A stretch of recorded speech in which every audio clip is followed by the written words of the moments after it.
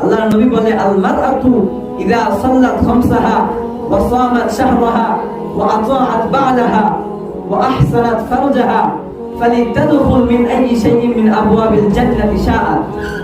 আল্লাহর নবী জানায় দিয়েছে মহিলাদের জন্য। ও মা, ভালো করে শুনেন, নবী বলতেছে যে দুনিয়ার মধ্যে মানুষ তো আছে, তো বুজুর্গ বলে জানার নাম তো কামিয়াবি নয়। আপনি অনেক কিছু জানেন, আপনার বয়স 40 প্লাস হয়ে গেছে, 50 হয়ে গেছে, আপনার বিয়েও হয়ে গেছে, ছেলেও আছে, মেয়েও আছে, আপনি একটা পরিবার চালান, তো আপনার দিনের ব্যাপারে আলহামদুলিল্লাহ আপনি অনেক জানেন।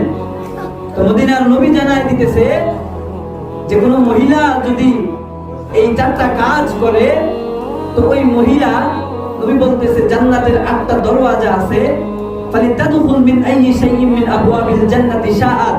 ও মা, নবী বলতেছে, আমি বলি না, নবী বলতেছে যে এই 4টা কাজ যে মহিলারা মান্য করে দুনিয়াতে চলবে, পয়গম্বর জানায়া দেয় জান্নাতের 8টা দরজা দিয়ে আপনি মা ইচ্ছার স্বাধীনতা আল্লাহ আপনাকে দিয়ে দিবে।